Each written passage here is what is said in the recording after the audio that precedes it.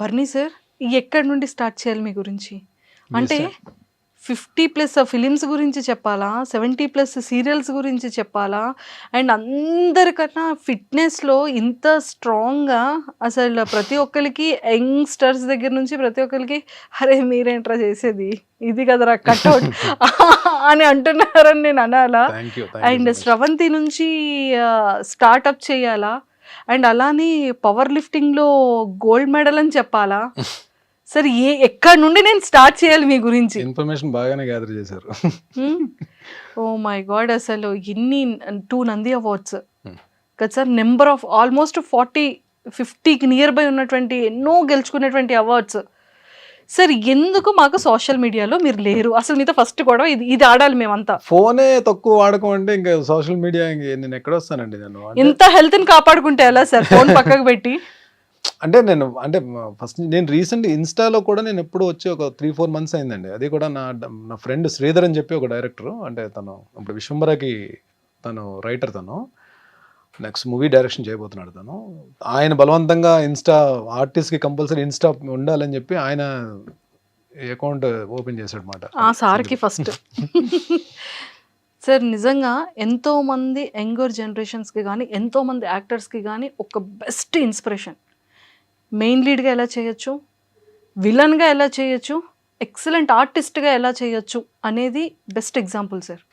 చాలామంది సీరియల్స్కి వెళ్తే హీరోలు ఎవరు అంటారు, హీరోగా ఉంటే మళ్ళీ సీరియల్స్కి వెళ్తే మళ్ళీ ఆపర్చునిటీ రాదంటారు, విలన్గా చేస్తే అమ్మో మెయిన్ లీడ్ చేసి విలన్గా ఏంటి అని అడుగుతారు, విలన్గా చేసిన తర్వాత మళ్ళీ మెయిన్ లీడ్ చేయరేమో అంటారు. అందరికీ కూడా స్టాంపింగ్ దింపేశారు సార్ మీరు ఒక బ్రాండ్గా. అంటే ఇన్స్పిరేషన్ అనే మాట మనం అది వాడచ్చో వాడకూడదో తెలియదు కానండి. టీవీ వరకు అయితే నేను ఒక మాట చెప్తానండి. ఒక్కొక్కరికి కెరీర్ ఒక్కొక్కరికి స్టార్ట్ అవుతుంది. ఒకరికి నెగిటివ్ క్యారెక్టర్స్ స్టార్ట్ అవుతుంది, కొంతమందికి హీరోస్తో స్టార్ట్ అవుతుంది. టీవీ అనేంత వరకు పలానా వ్యక్తి హీరో మెటీరియల్ అని మనం చెప్పలేము. మనం వేరే మూవీస్కి అయితే మనం చెప్పగలం ఆడి ఏమున్నాడు రా అని చెప్పి అంటాం, కానీ టీవీ వరకు ఒక సరైన క్యారెక్టర్ పడిపోయిందంటే మీకు ఒక 5-6 ఇయర్స్ వరకు మీకు అది తీసుకెళ్ళిపోతుంది. ఒక ప్రాజెక్ట్లో మంచి నేమ్ వచ్చిందంటే పట్టుకెళ్ళిపోతుంది అది. బట్ నాకేమైపోయిందంటే స్టార్టింగ్ కెరీర్లో అది ఒక హీరోని రీప్లేస్ చేయడం వలన వచ్చిన ఆఫర్ ద్వారా నేను హీరోగా ఎంటర్ అయ్యాను. బట్ నేను హీరో మెటీరియల్లో కాదో నాకు నిజంగా అప్పుడు తెలియదు నాకు. బట్ హీరో మెటీరియల్ కాకపోయినా మరి హీరో క్యారెక్టర్ చేసేసానేమో నేను. లైక్ ఫస్ట్ ప్రాజెక్ట్ నా కెరీర్ స్టార్ట్ అవడే మా టీవీ నుంచి స్టార్ట్ అయింది. అది విజ్ఞాన్ రత్తయ్య గారు ప్రాజెక్ట్, అది మా టీవీ సెల్ నా ఫస్ట్ ప్రాజెక్ట్. అది చూసి సెకండ్ ఈటీవీలో కూడా హీరోని మళ్ళీ రీప్లేస్ చేయడం వల్ల మళ్ళీ దాంట్లో కూడా హీరోగా ఎంటర్ అయ్యాను మళ్ళీ. సో ఈ 2 పాజిటివ్ క్యారెక్టర్స్ చేస్తున్నప్పుడు జస్టిల్లో నుంచి కాల్ వచ్చిందండి నాన్న సీరియల్కి.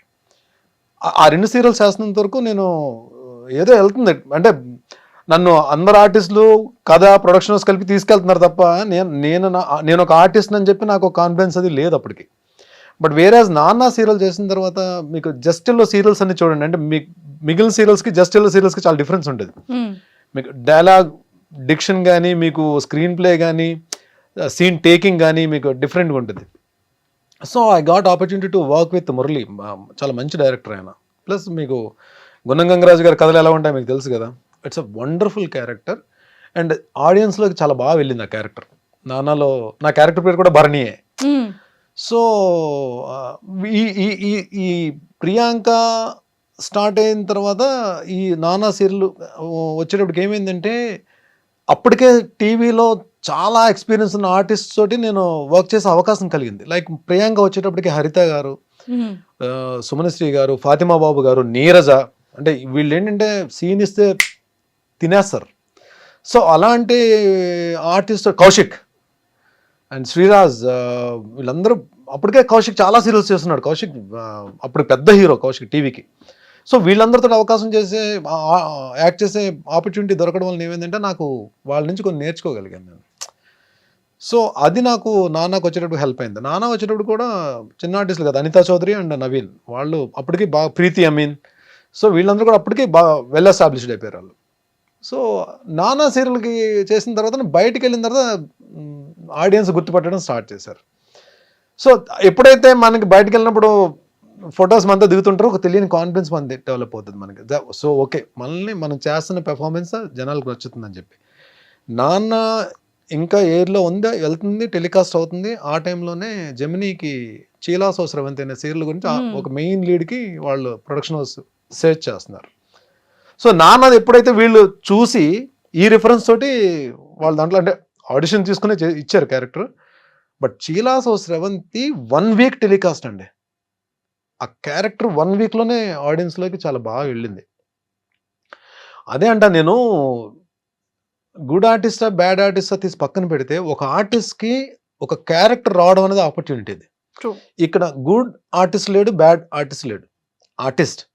ఆర్టిస్ట్కి అలాంటి క్యారెక్టర్స్ రావడం నిజంగా ఆపర్చునిటీ. నిజంగా ఇవన్నీ స్టార్స్, టీవీ ఆర్టిస్టులు అందరూ మంచి ఆర్టిస్టులే అండి. ద థింగ్ ఈస్ ఆ క్యారెక్టర్స్ అన్న కానీ పడితే వాళ్ళకి ఒక మైలేజ్, బ్రహ్మాండమైన మైలేజ్ వస్తుంది. మీకు చూడండి కొన్ని ఇప్పుడు ఆర్కే నాయుడు అంటే మొగల రేకులు అంటే టీవీస్లో వీళ్ళు ఏంటంటే ఎరా వెళ్తుంది అది. అలాగే నిరుపంకి కార్తీక దీపం, వీళ్ళకి ఒక సీరియల్ అంటే వాళ్ళు మొత్తం మారిపోతాయి, డైమెన్షన్స్ అన్నీ మారిపోతాయి మీకు. అలాగే నా వరకు వచ్చేటప్పటికి చీలాసో స్రవంతి అది నిజంగా నేను ఎప్పుడు కూడా చాలా హ్యాపీ ఫీల్ అవుతాను. అంటే రీసెంట్ టైమ్స్ లో కూడా నేను బయటకి 90s కిడ్స్ అందరికి కూడా చాలా ఫేవరెట్. ఇప్పటికీ అందరూ కూడా ఎవరైనా చీలాసో స్రవంతి గురించి మాట్లాడతారు. ఆర్టిస్ట్ గా నేను మాట్లాడుకోవాలంటే చీలాసో స్రవంతి ముందు తర్వాత మాట్లాడుకోవాలి. సార్, ఈ ఫిలిం అండ్ సీరియల్స్, ఈ యాక్టింగ్ కి బిఫోర్ గా అసలు బాటమ్ బాన్ ఎక్కడ, ఫ్యామిలీ బ్యాక్గ్రౌండ్ ఏంటి? నేను పుట్టింది రామచంద్రపురం అండి. స్కూలింగ్ అంతా నియర్ వైజాగ్, చెన్నైలో కూడా చదువుకున్నా. Father actually government employee. But my bad luck ఒక ఆయన సర్వీస్లో ఉండగానే 52 ఇయర్స్ అప్పుడు చనిపోయారు. అప్పుడు ఆయన ఉన్నంత వరకు నాకేం రెస్పాన్సిబిలిటీస్ అవి లేవు. తర్వాత నేను మదర్, తర్వాత నా వేరే ప్రొఫెషన్స్. ఆ తర్వాత 2003కి ఇంట్లో నాకు ఒక అన్నయ్య, చెల్లి. సో డెఫినెట్గా ఇండస్ట్రీ కంటే ఎవరు ఒప్పుకోరు కదా. ఏం బాగానే ఉంది కదా, నువ్వు ఈ ప్రొఫెషన్లో ఉన్నప్పుడు బాగానే ఉన్నావు కదా, మళ్ళీ అది వేరే ప్రొఫెషన్ ఎందుకు సెలెక్ట్ చేసుకున్నాను అని చెప్పి. యాక్టింగ్ అన్నది నాకు చిన్నప్పటి నుంచి నా డ్రీమ్ కాదు. యాక్టింగ్ అన్నది నేను ఆర్టిస్ట్ అవ్వాలని చెప్పి కోరిక కూడా నాకు లేదు. నేను వైజాగ్లో ఉన్నప్పుడు స్లిమ్ జిమ్లో వీ యూస్ టు ప్రాక్టీస్, జిమ్కి మార్నింగ్ వెళ్ళేవాళ్ళం. అదే జిమ్లో ప్రభాస్ గారు, ఆ టైంలో ప్రభాస్ గారు అక్కడే ట్రైన్ అయ్యేవారు. మన గౌతమ్ బ్రహ్మానందం గారు అబ్బాయి, ఎంఎస్ నారాయణ గారు అబ్బాయి, వీళ్ళందరూ కూడా అక్కడే వచ్చేవారు. వాళ్ళతో పాటు ఇంకొంతమంది ఆర్టిస్టులు కూడా వచ్చేవారు. అంటే వీళ్ళందరూ కూడా బాగా మాట్లాడేవారు. సో ఒక డిస్కషన్ జరుగుతున్నప్పుడు నేను అప్పుడు నేను 100 అబోవ్ ఉండేవాడిని, వెయిట్ 110 kgs ఉండేవాడిని పవర్ లిఫ్టింగ్ కొట్టిన తర్వాత. సో డిస్కషన్లో ఎవరో ఇలా పిచ్చాపాటి మాట్లాడుకుంటే ఎవరో సరదా అన్నారు, భరణి కూడా ఇండస్ట్రీకి వస్తే బాగుంటుంది కదా అని చెప్పి. అంటే యువతలు ఇంకో అబ్బాయి ఎవరో, ఇప్పుడు నేమ్ రివీల్ చేయడం అనవసరం అది. తను ఏమన్నాడంటే, భరణి ఇండస్ట్రీకి వచ్చిన విలన్ పక్కన కర్ర పట్టుకుని నిలబడే ఎస్ బాస్ అనే క్యారెక్టర్స్ తప్ప ఏమి రావు అని. తను ఏదో నన్ను కించపరచాలని ఏమో అనలేదు, తను ఫ్లోలో వచ్చేసింది అది అనేసాడు. బట్ అది ఎక్కడో నేను నా పనులు నేను చేసుకున్నా సరే, అది ఎక్కడో నాకు మైండ్లో కొంచెం ఇలా అనేసి ఏంటారు బాబు, అసలు యాక్టింగ్ ఏంటి, అసలు చూద్దామా, ఇండస్ట్రీకి వెళ్దామా. కొంతమంది ఏమో ఎంకరేజ్ చేశారు, కొంతమంది డిస్కరేజ్ చేశారు. సో నేనేదో నార్మల్గా ఈ ఫోటోషూట్కి వెళ్ళి ఫొటోస్ పట్టుకుని హైదరాబాద్ వచ్చాను. ఎవరికి చెప్పను, ఇంట్లో అమ్మకు కూడా చెప్పలే. హైదరాబాద్ వచ్చి ఎక్కడ మన ఈ అమీర్పేట దగ్గర ఏదో స్టూడియో ఉంటే, డబ్బింగ్ స్టూడియోలో ఉంటే ఫొటోస్ ఇచ్చేసి వెళ్ళిపోయాను. అప్పుడు ఆ టైంలో మా టీవీ సత్య సీరియల్కి హర్షవర్ధన్, మన అమృతం హర్షవర్ధన్ హీరోగా అన్నాడు. సో తనకేదో మరి వేరే స్క్రిప్ట్ ఏదో రాయడం, లేదా తను ఏదో బిజీగా ఉండడం వలన ఆ ప్రాజెక్ట్ నుంచి బయటకు వెళ్తున్నప్పుడు అది సేమ్ ఆ హీరో రీప్లేస్మెంట్ గురించి లక్కీగా నేను ఫొటోస్ ఇవ్వడం వల్ల నాకు కాల్ వచ్చింది. అలాగే నా ఇంట్రో జరిగింది. ఇంకా అక్కడి నుంచి 2003 నుంచి 2020 వరకు అసలు అంటే సీరియల్స్లో అయితే గ్యాప్ లేకుండానే వర్క్ చేశానండి. అంటే కలాం తల్లి బ్లెస్సింగ్స్, మరి ఏమో ఐ డోంట్ నో, ఎక్కడ గ్యాప్ అయితే తీసుకోలేదు. నెంబర్ ఆఫ్ సీరియల్స్ అన్నీ ఆల్మోస్ట్ ఆల్ ప్రొడక్షన్ హౌసెస్లో చేశాను. రాఘవేంద్ర గారి కంపెనీలో చేశాను, దాసరి గారి కంపెనీలో చేశాను, ఆర్కా మీడియాలో చేశాను, అన్నపూర్ణలో చేశాను. అన్ని ప్రొడక్షన్ హౌస్లో నేను ఈటీవీ ఇన్ హౌస్ చేశాను, ఈటీవీ జస్టెల్లో చేశాను. సో ఆల్మోస్ట్ అన్ని ప్రొడక్షన్ హౌసెస్లో చేశాను. అలాగే లక్ ఏంటంటే దాసరి గారితో ఆయన డైరెక్షన్లో వర్క్ చేసే అవకాశం దొరికింది. మైథలాజికల్ ఏమో రాఘవేంద్ర గారి డైరెక్షన్లో వర్క్ చేసే అవకాశం దొరికింది. అలాగే ఇప్పుడు మూవీస్లో బోయపాటి గారు, హరీష్ శంకర్ గారు, బాబీ గారు, రీసెంట్ ఆల్మోస్ట్ అందరూ డైరెక్టర్ లేరు, చేయని యాక్టర్ లేరు, ఒక్క నాగార్జున గారు తప్ప. నాగార్జున గారితోటి చేసే అవకాశం రాలేదు. ముందు ముందు రోజుల్లో అది కూడా రావచ్చేమో. వచ్చేసేయచ్చేమో. ఎవరు చెప్పారు? చూస్తాం మేము కూడా. Yeah super. And sir 5 years ఎందుకు గ్యాప్ తీసుకున్నారు అనేది పక్కకు పెడితే, ఈ 22 ఇయర్స్ మీ సక్సెస్‌ఫుల్ జర్నీలో ఆల్మోస్ట్ 45,000+ ఎపిసోడ్స్ అంటే 70+ సీరియల్స్. అలా అంటే ఎవరైనా 70+ సీరియల్స్ అంటే అన్ని మనం మెయిన్ లీడ్ చేయలేదులేండి. అంటే అంటే సార్ మెయిన్ చిన్న చిన్న లీడా? Characters, important characters, cameo role అన్ని చేశాను. క్యారెక్టర్ ఆర్టిస్ట్ గా, negative roles. But main lead, main villain, anti hero, heroes గా చేసినవి ఆల్మోస్ట్ ఒక 35 to 40 ఉంటాయి. మిగిలినవన్నీ కూడా క్యారెక్టర్ ఆర్టిస్ట్ గా చేశాను. ఈవెన్ ఫాదర్ క్యారెక్టర్స్ చేశాను. లాస్ట్కి వచ్చేటప్పటికి మీకు ఏది ప్రేమ్ నగర్ అన్నపూర్ణ స్టూడియోస్, అది ఫాదర్ క్యారెక్టర్ కానీ మెయిన్ లీడ్ అది. తర్వాత అమ్మ కోసం జెమిని మెయిన్ లీడ్, కథలో Rajakumari main lead, Punnaga main lead. అంటే ఎండ్ లో కూడా చేసినవి అంటే మెచ్యూరిటీ ఉన్న క్యారెక్టర్సే కానీ బట్ మెయిన్ లీడ్ క్యారెక్టర్సే చేశాను నేను. సూపర్. అసలు ఇలా అవుతుండగా అంటే సీరియల్ నుంచి స్టార్ట్ అయింది కదా సార్ మీ జర్నీ. ఫిలింలో ఎలా స్టార్ట్ అయింది? ఫస్ట్ ఫిలిం ఏంటి మీది? సో ఇది చెప్పాలండి, నా పని నేను చేసుకుని వెళ్తున్నా.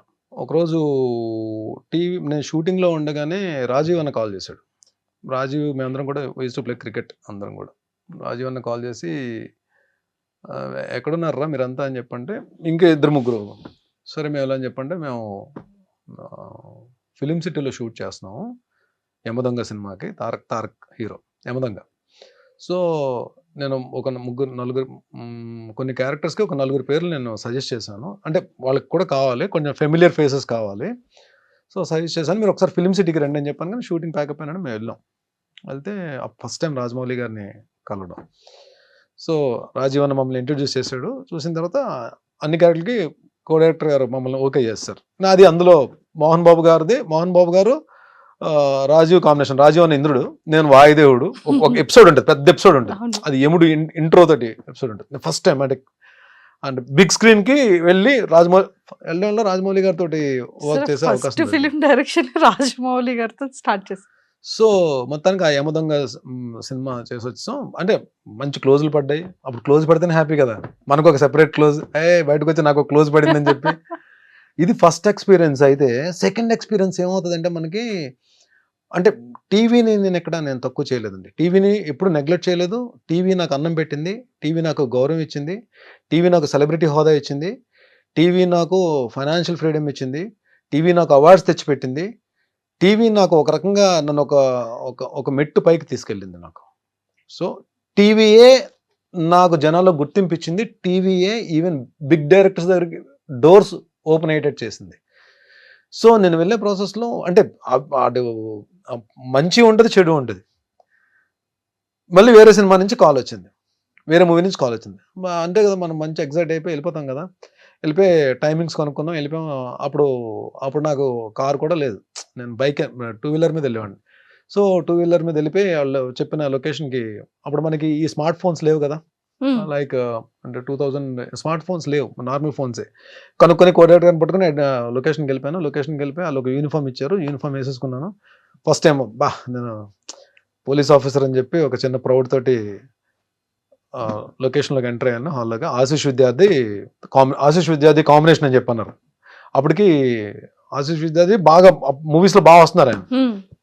లోపలికి వెళ్ళేటప్పటికి ఒక 200 మంది పోలీస్ ఆఫీసర్స్ ఉన్నారండి. అలాగే యూనిఫామ్ వేసుకుని అందరూ ఉన్నారు. నాకేం అర్థం కాలే ఒక్క నిమిషం. సో నన్ను కొంచెం ఫిట్గా ఉన్న వాళ్ళని, కొంచెం ఆ యూనిఫామ్ కరెక్ట్గా క్యారీ చేసే వాళ్ళని, కొంతమందిని ఒక 30 మందిని సెలెక్ట్ చేసి ఫస్ట్ 3 లైన్స్లో నిలబెట్టారు. నేను 3rd లైన్లో ఉన్నా. ఒకసారి కెమెరా అలా వెళ్ళినప్పుడు సినిమా చూస్తే నా ఫేస్ తెలిసే లోపల కెమెరా వెళ్ళిపోతుంది. మళ్ళీ బ్యాక్ నుంచి ఒక షాట్ వెళ్తుంది. 2 షాట్లు ఉంటాయన్నమాట మొత్తం సినిమాలో. సో నేను వచ్చి షార్ట్లో నిలబడిన తర్వాత నేను ఈ క్యారెక్టర్ చేయనని చెప్పలేను నేను. సో నేను డిసైడ్ అయిపోయాను. So we have to experience it, we have to face it. అక్కడికి వచ్చిన తర్వాత నేను చేయనండి అని చెప్పడం కూడా కరెక్ట్ కాదు. వాళ్ళ ఆ తక్కువ టైంలో వేరే అంటే ఆ వర్డ్ కూడా నాకు నచ్చదు. జూనియర్ ఆర్టిస్ట్ అనడం కూడా నాకు నచ్చదు. జూనియర్ ఆర్టిస్ట్ కూడా వాళ్ళు కూడా ఆర్టిస్ట్‌లే. నేను ఆ జూనియర్ అనే పేరు వాడడం కూడా నాకు నచ్చదు. Even I respect them. నేను వాళ్ళు నిజంగా వాళ్ళతో చాలా గౌరవంగా, చాలా పద్ధతిగా మాట్లాడతాను లొకేషన్స్‌లో కూడా. అక్కడ వాళ్ళు కూడా నన్ను బాగా ఇష్టపడతారు నన్ను. ఎందుకంటే చాలా మందితో వర్క్ చేశాను కదా నేను. అవును. వాళ్ళు కూడా ఇష్టపడతారు. సో, ఏమైపోయిందంటే లంచ్ బ్రేక్ వచ్చేటప్పటికి బయటికెళ్తే మొత్తం ఈ 300 మందితో లైన్‌లో నిలబడి ప్లేట్ పట్టుకొని ఎళ్ళాలి. ఉంటది లంచ్. కదండీ. So, I had lunch. నాకు ఎక్కడో ఒకటి నేను చేసింది కరెక్టా? రాంగా? ఒక తెలియని జడ్జ్‌మెంట్‌లో ఉన్నాను. అలాగని వెళ్ళలేను. బట్ నా నా మనసుకు నేనే సమాధానం చెప్పుకున్నా. నో.